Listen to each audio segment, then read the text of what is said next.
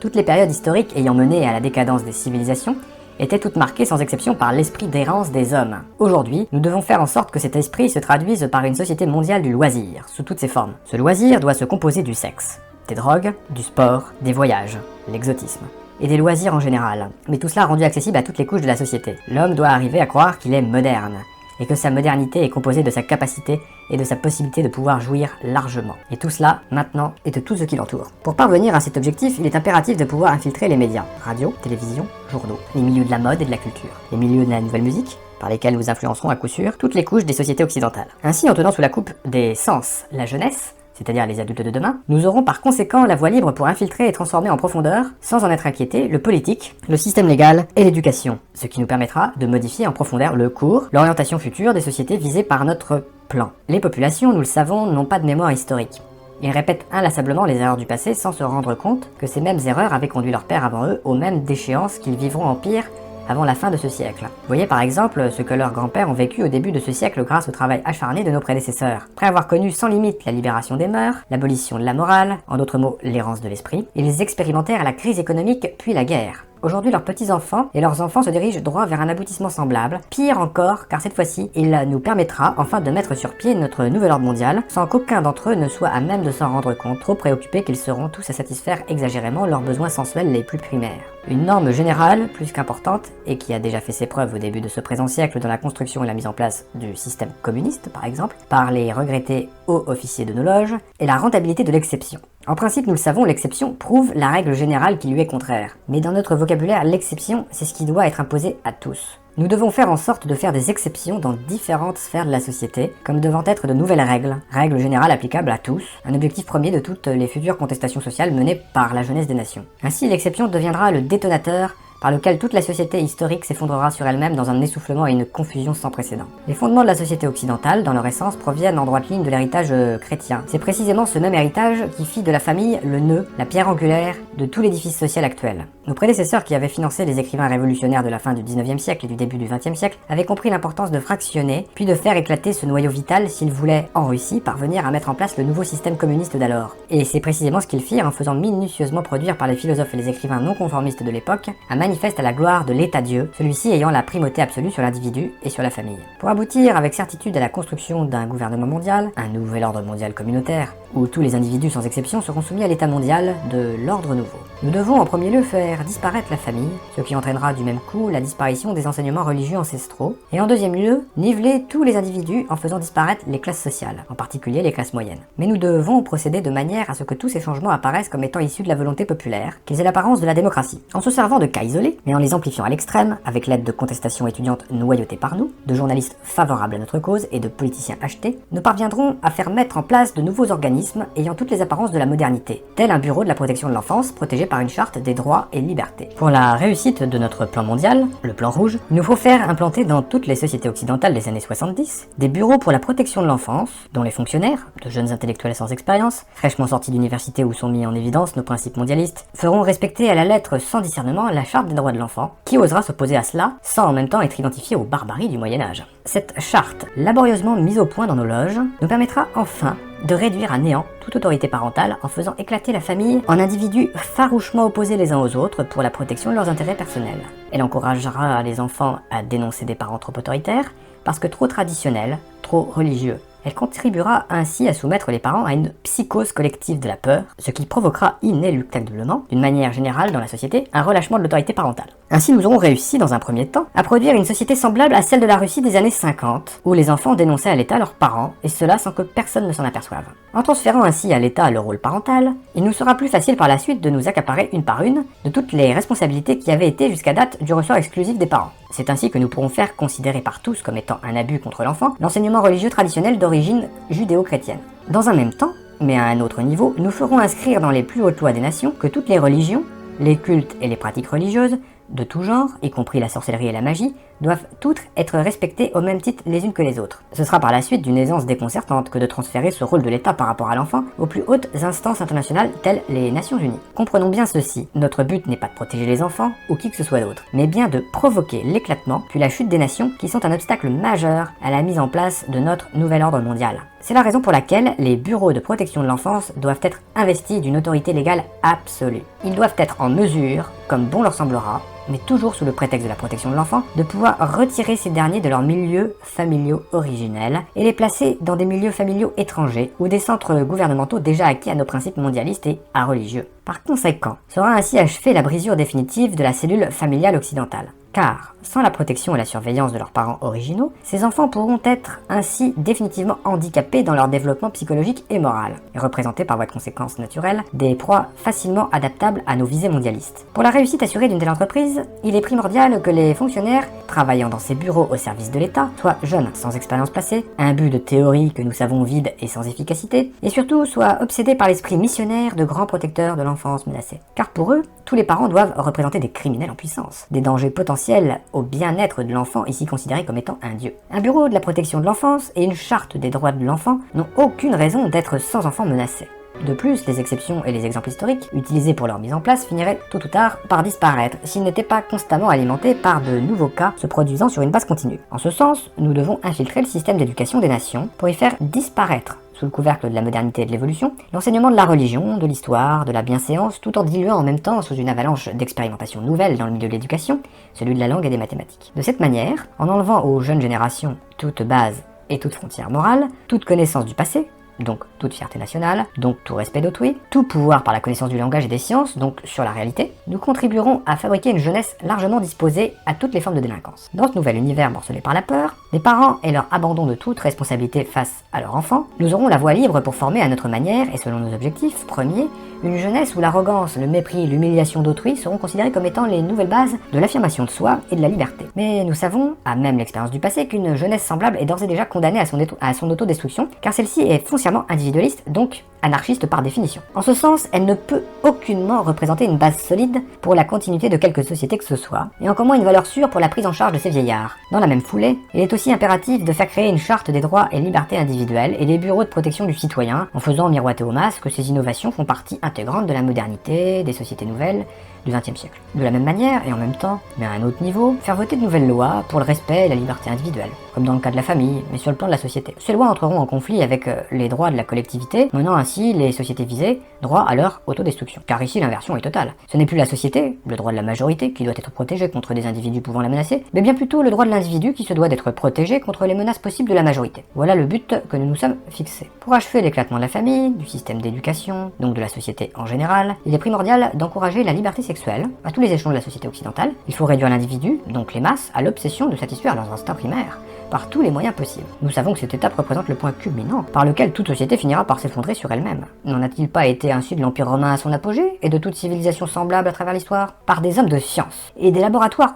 financés par nos loges, nous avons réussi à faire mettre au point un procédé chimique qui révolutionnera toutes les sociétés occidentales et reléguera aux oubliettes pour toujours les principes moraux et religieux judéo-chrétiens. Ce procédé, sous forme de pilule, ouvrira la voie toute grande à la liberté sexuelle sans conséquence, et poussera les femmes des nations à vouloir briser avec ce qui sera alors perçu comme étant le joug du passé, l'esclavage des femmes soumises à l'homme et à la famille traditionnelle. Jadis, centre et pivot de la cellule familiale, la femme moderne, maintenant en tant qu'individu indépendant, voudra briser avec son rôle traditionnel, se détacher de la famille et mener sa vie selon ses propres aspirations personnelles. Rien de plus naturel, nous le savons, mais là où nous interviendrons fortement, ce sera d'infiltrer tous les nouveaux mouvements de contestation féminin, en poussant leur logique jusqu'à ses extrêmes limites de conséquences. Et ces limites se trouvent déjà inscrites dans l'éclatement définitif de la famille traditionnelle et de la société judéo-chrétienne. Cette libération sexuelle sera le moyen ultime par lequel il nous sera possible de faire disparaître de la conscience populaire toute référence au bien et au mal. L'effondrement de cette barrière religieuse et morale nous permettra d'achever le processus de la fausse libération de l'homme de son passé, mais qui en réalité est une forme d'esclavage, sera profitable à nos plans mondialistes. Cette porte ouverte pour l'encouragement à la liberté sexuelle, au divorce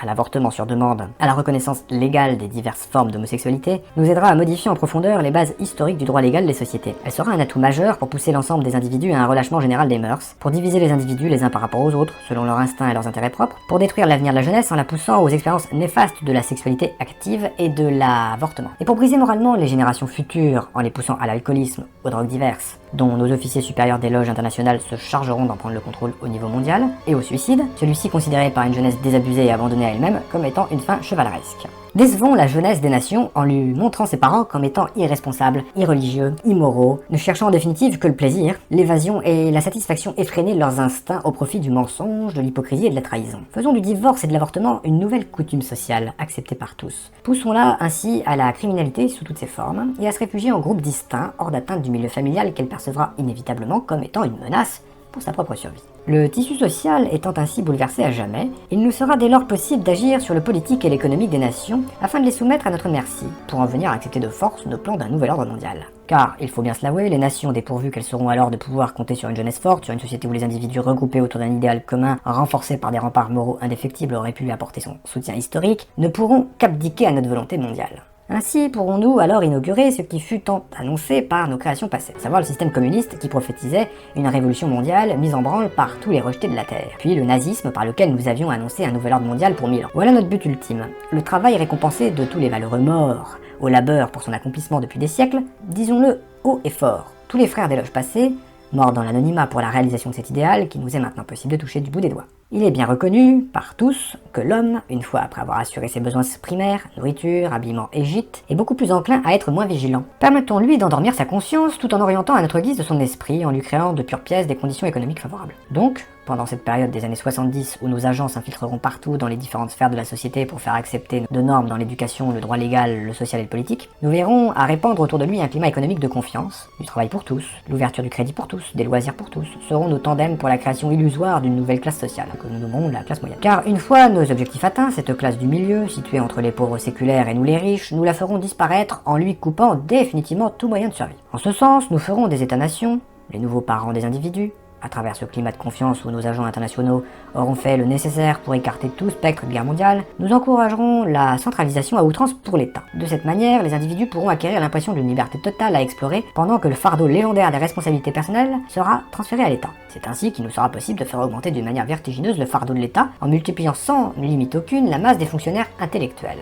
Assurés pour des années à l'avance d'une sécurité matérielle, ceux-ci seront par conséquent de parfaits exécutants du pouvoir gouvernemental, en d'autres termes, de notre pouvoir. Créer ainsi une masse impressionnante de fonctionnaires qui à elle seule formera un gouvernement dans le gouvernement, quel que soit le parti politique qui sera alors au pouvoir. Cette machine anonyme pourra nous servir un jour de levier lorsque le moment sera venu pour accélérer l'effondrement économique des États-nations, car ceux-ci ne pourront pas indéfiniment supporter une telle masse salariale sans devoir s'endetter au-delà de leurs moyens. D'un autre côté, cette même machine qui donnera une image froide et insensible de l'appareil gouvernemental, cette machine complexe et combien inutile dans beaucoup de ses fonctions, nous servira de paravent et de protection contre les populations. Car qui osera s'aventurer à travers les dédales d'un tel labyrinthe en vue de faire valoir ses doléances personnelles? Toujours pendant cette période d'étourdissement général, nous en profiterons aussi pour acheter ou éliminer selon les nécessités du moment tous les dirigeants d'entreprise, les responsables des grands organismes d'État, les centres de recherche scientifique dont l'action et l'efficacité risqueraient de donner trop de pouvoir aux États-nations. Il ne faut absolument pas que l'État devienne une force indépendante en elle-même qui risquerait de nous échapper et de mettre en danger nos plans ancestraux. Nous verrons aussi avoir une mainmise absolue sur toutes les structures supranationales des nations. Ces organismes internationaux doivent être placés sous notre juridiction absolue. Dans le même sens, et pour garantir la rentabilité de notre influence auprès des populations, nous devrons contrôler tous les médias d'information. Nos banques verront donc à ne financer que ceux qui nous sont favorables, tandis qu'elles superviseront la fermeture des plus récalcitrants. Cela devrait en principe passer presque inaperçu dans la population. Elles seront tellement absorbées par leurs besoins de faire plus d'argent et de se divertir. Nous devrons nous occuper à finaliser dès maintenant la phase de dérégionalisation des régions rurales amorcée au début de la crise économique de 29. Surpeupler les villes était notre tandem de la révolution industrielle. Les propriétaires ruraux, par leur indépendance économique, leur capacité à produire à la base de l'alimentation des États, sont une menace pour nous, et une menace pour nos plans futurs. Entassés dans les villes, ils seront plus dépendants de nos industries pour survivre. Nous ne pouvons nous permettre l'existence de groupes indépendants de notre pouvoir. Donc, éliminons les propriétaires terriens, en faisant d'eux des esclaves obéissants des industries étant sous notre contrôle. Quant aux autres, permettons-leur de s'organiser en coopératives agricoles que nos agents infiltreront pour mieux les orienter selon nos priorités futures. à travers l'État, attachons-nous à bien mettre en évidence le respect obligatoire de la diversité des cultures, des peuples, des religions, des ethnies, qui sont autant de moyens, pour nous, pour faire passer la liberté individuelle avant la notion d'unité nationale, ce qui nous permettra de mieux diviser les populations des États-nations et ainsi les affaiblir dans leur autorité et dans leur capacité de manœuvrer. Poussé à ses extrêmes limites, mais sur le plan international, ce concept dans le futur poussera les ethnies des différentes nations à se regrouper pour revendiquer et individuellement chacune leur propre part du pouvoir, ce qui achèvera de ruiner les nations et de les faire éclater dans des guerres interminables. Lorsque les États-nations seront ainsi affaiblis par autant de luttes intestines, toutes fondées sur la reconnaissance des droits des minorités à leur indépendance, que les nationalistes divisés en différentes factions culturelles et religieuses s'opposeront aveuglément dans des luttes sans issue, que la jeunesse aura totalement perdu contact avec ses racines, alors nous pourrons nous servir des Nations Unies pour commencer à imposer notre nouvel ordre mondial. D'ailleurs, à ce stade-là, les idéaux humanitaires, sociaux et historiques des États-nations auront depuis longtemps éclaté sous la pression des divisions intérieures. Grâce à nos agents d'infiltration et à nos moyens financiers colossaux, des progrès sans précédent ont maintenant été accomplis dans tous les domaines de la science et de la technologie, dont nous contrôlons financièrement les plus grandes corporations. Depuis les réunions secrètes avec M. de Rothschild dans les années 56, et qui avaient pour but de mettre au point le développement et l'implantation mondiale des ordinateurs, il nous est maintenant possible d'entrevoir la mise en place d'un genre d'autoroute internationale où toutes ces machines seraient reliées entre elles. Car comme vous le savez déjà, le contrôle direct et individuel des populations de la planète serait à tout le moins totalement impossible sans l'usage des ordinateurs et leur rattachement électronique les uns par rapport aux autres en un vaste réseau mondial. Ces machines d'ailleurs ont l'avantage de pouvoir remplacer des millions d'individus. De plus, elles ne possèdent ni conscience ni morale aucune, ce qui est indispensable pour la réussite d'un projet comme le nôtre. Surtout, ces machines accomplissent sans discuter tout ce qui leur est dicté. Elles sont des esclaves parfaits dont ont tant rêvé nos prédécesseurs, mais sans qu'ils aient été à même de se douter qu'un jour, il nous serait possible d'accomplir un tel prodige. Ces machines, sans patrie, sans couleur, sans religion, sans appartenance politique, sont l'ultime accomplissement et l'outil de notre nouvel ordre mondial. Elles en sont la pierre angulaire. L'organisation de ces machines en un vaste réseau mondial dont nous contrôlerons les leviers supérieurs nous servira à immobiliser les populations. Comment ? Comme vous le savez, la structure de base de notre nouvel ordre mondial est composée dans son essence d'une multitude de réseaux divers, couvrant chacun toutes les sphères de l'activité humaine sur toute l'étendue de la planète. Jusqu'à ce jour, tous ces réseaux étaient liés entre eux par une base idéologique commune, celle de l'homme, comme étant le centre et l'ultime accomplissement de l'univers. Ainsi, grâce à tous ces réseaux unis par le lien de la nouvelle religion de l'homme pour l'homme, nous avons pu facilement infiltrer tous les secteurs humains dans tous les pays occidentaux et en modifier la base judéo-chrétienne. Le résultat est qu'aujourd'hui, cet homme, qu'il fasse partie du politique, de l'économique, du social, de l'éducation, du scientifique ou du religieux, a déjà, depuis notre dernière réunion de fin juin 67, abandonné son héritage passé pour le remplacer par notre idéal d'une religion mondiale basée uniquement sur l'homme. Coupé ainsi qu'il est dorénavant de ses racines historiques, cet homme n'attend plus en définitive que lui soit proposée une nouvelle idéologie. Celle-ci, bien entendu, est la nôtre, celle du village communautaire global, dont il sera le centre. Et c'est précisément ce que nous lui apporterons en l'encourageant à faire partie, corps et âme, de ce réseau électronique mondial, où les frontières des États-nations auront été à tout jamais abolies, anéanties jusqu'à leurs racines les plus profondes. Pendant que cet homme égaré sera absorbé par son enthousiasme aveugle à faire partie de sa nouvelle communauté mondiale en faisant partie de ce vaste réseau d'ordinateurs pour notre compte, nous verrons à partir des leviers supérieurs qui lui seront cachés à le ficher, à l'identifier, à le comptabiliser et à le rentabiliser selon notre propre objectif. Car, à l'intérieur de cette nouvelle société globale, aucun individu ayant un potentiel de rentabilité pour nous ne pourra nous échapper. L'apport constant de la technologie électronique devra nous assurer de tous les moyens pour ficher, identifier et contrôler tous les individus des populations de l'Occident. Quant à ceux qui ne représenteront aucune rentabilité exploitable par nous, nous verrons à ce qu'ils s'éliminent d'eux-mêmes à travers toutes les guerres intestines locales que nous aurons pris soin de faire éclater ici et là en nous ayant servi et de la chute de l'économie des États-nations et des oppositions et des revendications des divers groupes composant ces mêmes États. Voici donc la manière détaillée par laquelle nous procéderons d'ici 1998 pour paver la route à la naissance de notre gouvernement mondial. Premier point, décupler la société des loisirs qui nous a été si profitable à date, en nous servant de l'invention du vidéo que nous avons financé et des jeux qui lui sont rattachés. Finissons de pervertir la morale de la jeunesse, offrons-lui la possibilité de satisfaire maintenant tous ses instincts. Un être possédé par ses sens et esclave de ceux-ci, nous le savons, n'a ni idéal ni force intérieure pour défendre quoi que ce soit. Il est un individualiste par nature et représente un candidat parfait que nous pouvons modeler aisément selon nos désirs et nos priorités. D'ailleurs, rappelez-vous avec quelle facilité nos prédécesseurs ont pu orienter toute la jeunesse allemande au début du siècle en se servant du désabusement de cette dernière. Deuxième point, encourager la contestation étudiante pour toutes les causes rattachées à l'écologie. La protection obligatoire de cette dernière sera un atout majeur le jour où nous aurons poussé les États-nations à échanger leur dette intérieure contre la perte de 33% de tout leur territoire demeuré à l'état sauvage. Comblons le vide intérieur de cette jeunesse en l'initiant dès son tout jeune âge à l'univers des ordinateurs. Utilisons pour cela son système d'éducation, un esclave au service d'un autre esclave que nous contrôlons. Point 4.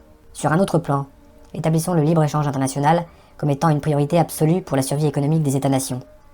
Cette nouvelle conception économique nous aidera à accélérer le déclin des nationalistes de toutes les nations, à les isoler en factions diverses et au moment voulu à les opposer farouchement les uns aux autres dans des guerres intestines qui achèveront de ruiner ces nations. Point 5. Pour nous assurer à tout prix de la réussite d'une telle entreprise, faisons en sorte que nos agents déjà infiltrés dans les ministères des Affaires intergouvernementales et de l'immigration des États-nations fassent modifier en profondeur les lois de ces ministères.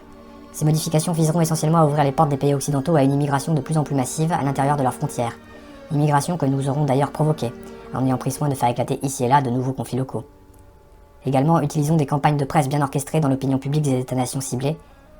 Nous provoquerons donc chez celles-ci un afflux important de réfugiés qui aura pour effet de déstabiliser leur économie intérieure et de faire augmenter les tensions raciales à l'intérieur de leur territoire. Nous verrons à faire en sorte que des groupes d'extrémistes étrangers fassent partie de ces afflux d'immigrants, ce qui facilitera la déstabilisation politique, économique et sociale des nations visées. Point 6. Ce libre-échange, qui en réalité n'en est pas un, car il est déjà contrôlé par nous, tout au sommet de la hiérarchie économique, noyautons-le. Pour cela, utilisons 3 commissions latérales, celle de l'Asie, celle de l'Amérique, celle de l'Europe. Il nous apportera la discorde à l'intérieur des États-nations par la hausse du chômage reliée aux restructurations de nos multinationales. Point 7. Transférons lentement mais sûrement nos multinationales dans de nouveaux pays acquis à l'idée de l'économie de marché, tels les pays de l'Est, de l'Europe, en Russie et en Chine par exemple. Nous nous fichons bien pour l'instant si leur population représente ou non un vaste bassin de nouveaux consommateurs. Ce qui nous intéresse, c'est d'avoir accès en premier lieu à une main-d'œuvre esclave, à bon marché et non syndiquée. Main-d'œuvre que nous offrent ces pays et ceux du tiers-monde. D'ailleurs, leurs gouvernements ne sont-ils pas mis en place par nous? Ne font-ils pas appel à l'aide étrangère et auprès de notre Fonds monétaire international et de notre Banque mondiale? Ces transferts offrent plusieurs avantages pour nous. Ils contribuent à entretenir ces nouvelles populations dans l'illusion d'une libération économique, d'une liberté politique, alors qu'en réalité nous les dominerons par l'appétit du gain et un endettement dont ils ne pourront jamais s'acquitter. Quant aux populations occidentales, elles seront entretenues dans le rêve du bien-être économique, car les produits importés de ces pays ne subiront aucune hausse de prix. Par contre, sans qu'elles s'en aperçoivent au début, de plus en plus d'industries seront obligées de fermer leurs portes à cause des transferts que nous aurons effectués hors des pays occidentaux. Ces fermetures augmenteront le chômage et apporteront des pertes importantes de revenus pour les États-nations. Point 8. Ainsi nous mettrons sur pied une économie globale, à l'échelle mondiale, qui échappera totalement au contrôle des États-nations. Cette nouvelle économie sera au-dessus de tout. Aucune pression politique ou syndicale ne pourra avoir de pouvoir sur elle. Elle dictera ses propres politiques mondiales et obligera à une réorganisation politique, mais selon nos priorités à l'échelle mondiale. Point 9. Par cette économie indépendante n'ayant de loi que nos lois, nous établirons une culture de masse mondiale. Par le contrôle international de la télévision, des médias, nous instituerons une nouvelle culture, mais nivelée, uniforme pour tous, sans qu'aucune création future ne nous échappe. Les artistes futurs seront à notre image, ou bien ne pourront survivre. Fini donc ce temps où des créations culturelles indépendantes mettaient à tout moment en péril nos projets mondialistes, comme cela fut si souvent le cas dans le passé. Point 10. Par cette même économie, il nous sera alors possible de nous servir des forces militaires des États-nations, telles celles des États-Unis, dans des buts humanitaires. En réalité, ces forces nous serviront à soumettre des pays récalcitrants à notre volonté. Ainsi, les pays du tiers-monde et d'autres semblables à eux ne pourront pas être en mesure d'échapper à notre volonté de nous servir de leur population comme main-d'œuvre esclave. Point 11. Pour contrôler le marché mondial, nous devrons détourner la productivité de son but premier, c'est-à-dire libérer l'homme de sa dureté du travail. Au contraire, nous l'orienterons en fonction de la retourner contre l'homme, en asservissant ce dernier à notre système économique, où il n'aura que le choix de devenir notre esclave et même un futur criminel. Point 12. Tous ces transferts à l'étranger de nos multinationales et la réorganisation mondiale de l'économie auront pour but, entre autres, de faire grimper le chômage dans les pays occidentaux. Cette situation sera d'autant plus réalisable parce qu'au départ, nous aurons privilégié l'importation massive des produits de base à l'intérieur des États-nations, et du même coup, nous aurons surchargé ces États par l'emploi exagéré de leur population à la production de services qu'ils ne pourront plus payer. Ces conditions extrêmes multiplieront par millions les masses d'assistés sociaux de tout genre, d'illettrés, de sans-abri. Point 13. Par des pertes de millions d'emplois dans le secteur primaire, à même les évasions déguisées de capitaux étrangers hors des États-nations, il nous sera ainsi possible de mettre en danger de mort l'harmonie sociale par le spectre de la guerre civile. Point 14. Ces manipulations internationales des gouvernements et des populations des États-nations nous fourniront le prétexte d'utiliser notre FMI pour pousser les gouvernements occidentaux à mettre en place des budgets d'austérité sous le couvercle de la réduction illusoire de leur dette nationale, de la conservation hypothétique de leur code de crédit international, de la préservation impossible de la paix sociale. Point 15. Par ces mesures budgétaires d'urgence, nous briserons ainsi le financement des États-nations pour tous leurs méga-projets qui représentent une menace directe à notre contrôle mondial de l'économie. D'ailleurs, toutes ces mesures d'austérité nous permettront de briser les volontés nationales de structures modernes dans les domaines de l'énergie, de l'agriculture, du transport et des technologies nouvelles. Point 17. Ces mêmes mesures nous offriront l'occasion rêvée d'instaurer notre idéologie de la compétition économique. Celle-ci se traduira à l'intérieur des États-nations par la réduction volontaire des salaires, les départs volontaires avec remise de médailles pour service rendu, ce qui nous ouvrira les portes à l'instauration partout de notre technologie de contrôle. Dans cette perspective, tous ces départs seront remplacés par des ordinateurs à notre service. Point 18. Ces transformations sociales nous aideront à changer en profondeur la main-d'œuvre policière et militaire des États-nations. Sous le prétexte des nécessités du moment et sans éveiller de soupçons, nous nous débarrasserons une fois pour toutes de tous les individus ayant une conscience judéo-chrétienne. Cette restructuration des corps policiers et militaires nous permettra de limoger sans contestation le personnel âgé, de même que tous les éléments ne véhiculant pas nos principes mondialistes. Ceux-ci seront remplacés par de jeunes recrues, dépourvus de conscience et de morale, et déjà tout entraînés et favorables à l'usage inconsidéré de notre technologie de réseau électronique. Point 19. Dans un même temps, et toujours sous le prétexte de coupures budgétaires, nous veillerons au transfert des bases militaires des États-nations vers l'Organisation des Nations Unies. Point 20. Dans cette perspective, nous travaillerons à la réorganisation du mandat international des Nations Unies. De force de paix sans pouvoir décisionnel, nous l'amènerons à devenir une force d'intervention où seront fondues en un tout homogène les forces militaires des États-nations. Ceci nous permettra d'effectuer sans combat la démilitarisation de tous ces États de manière à ce qu'aucun d'entre eux dans l'avenir ne soit suffisamment puissant, indépendant, pour remettre en question notre pouvoir mondial. Point 21. Pour accélérer ce processus de transfert, nous impliquerons la force actuelle des Nations Unies dans des conflits impossibles à régler. De cette manière, et avec l'aide des médias que nous contrôlons, nous montrerons aux populations l'impuissance et l'inutilité de cette force dans sa forme actuelle. La frustration aidant, et poussée à son paroxysme au moment voulu, poussera les populations des États-nations à supplier les instances internationales de former une telle force multinationale au plus tôt afin de protéger à tout prix la paix. Point 22. L'apparition prochaine de cette volonté mondiale d'une force militaire multinationale ira de pair avec l'instauration à l'intérieur des États-nations d'une force d'intervention multijuridictionnelle. Cette combinaison des effectifs policiers et militaires, créée à même le prétexte de l'augmentation de l'instabilité politique et sociale grandissante à l'intérieur de ces États, croulant sous le fardeau des problèmes économiques, nous permettra de mieux contrôler les populations occidentales. Ici, l'utilisation à outrance de l'identification et du fichage électronique des individus nous fournira une surveillance complète de toutes les populations visées. Point 23. Cette réorganisation policière et militaire intérieure et extérieure des États-nations permettra de faire converger le tout vers l'obligation de la mise en place d'un centre mondial judiciaire. Ce centre permettra aux différents corps policiers des États-nations d'avoir rapidement accès à des banques de données sur tous les individus potentiellement dangereux pour nous sur la planète. L'image d'une meilleure efficacité judiciaire et les liens de plus en plus étroits créés et entretenus avec le militaire nous aideront à mettre en valeur la nécessité d'un tribunal international doublé d'un système judiciaire mondial, l'un pour les affaires civiles, les criminels, individuels, et l'autre pour les nations. Point 24. Au cours de la croissance acceptée par tous de ces nouvelles nécessités, il sera impérieux pour nous de compléter au plus tôt le contrôle mondial des armes à feu à l'intérieur des territoires des États-nations. Pour ce faire, nous accélérerons le plan Alpha, mis en œuvre au cours des années 60 par certains de nos prédécesseurs. Ce plan, à l'origine, visait deux objectifs qui sont demeurés les mêmes encore aujourd'hui. Par l'intervention de tireurs fous, créer un climat d'insécurité dans les populations pour amener à un contrôle plus serré des armes à feu. Orienter les actes de violence de manière à en faire porter la responsabilité par des extrémistes religieux ou des personnes affiliées à des allégeances religieuses de tendance traditionnelle ou encore des personnes prétendant avoir des communications privilégiées avec Dieu. Aujourd'hui, afin d'accélérer ce contrôle des armes à feu, nous pourrons utiliser la chute des conditions économiques des États-nations qui entraînera avec elle une déstabilisation complète du social, donc l'augmentation de la violence. Je n'ai pas besoin de vous rappeler, ni de vous démontrer, frères, les fondements de ce contrôle des armes à feu. Sans celui-ci, il deviendrait presque impossible pour nous de mettre à genoux les populations des États visés. Rappelez-vous avec quel succès nos prédécesseurs ont pu contrôler l'Allemagne de 1930 avec les nouvelles lois mises en application à l'époque. Lois d'ailleurs sur lesquelles sont fondées les lois actuelles des États-nations pour ce même contrôle. Point 25. Les dernières étapes se rapportent à la phase Oméga. Phase expérimentée à partir des expérimentations effectuées au début des années 70. Cette phase Oméga et ces expérimentations renferment la mise en application à l'échelle mondiale des armes électromagnétiques. Les changements de climat entraînant la destruction des récoltes, la faillite dans ces conditions des terres agricoles, la dénaturation par moyens artificiels des produits alimentaires de consommation courante, l'empoisonnement de la nature par une exploitation exagérée et inconsidérée, et l'utilisation massive de produits chimiques dans l'agriculture. Tout cela, frères, mènera à la ruine assurée des industries alimentaires des États-nations.